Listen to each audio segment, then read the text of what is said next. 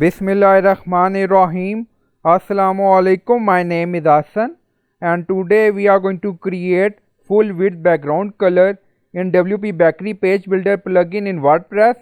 Before starting work, it's my request, please subscribe my channel. Thank you. Now back to our work. So we are in about page.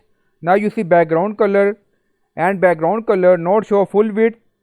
Now go to edit page, scroll down. So this is our section.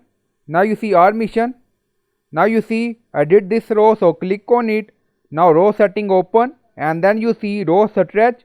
Now you see default drop down, select. Now you see multiple option.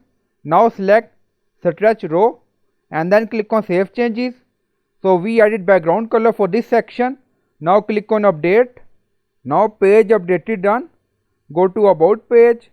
Now refresh the page. Now you see our mission section cover full width background. So I hope you like this video. Please like, comment, share, subscribe. Thank you for watching.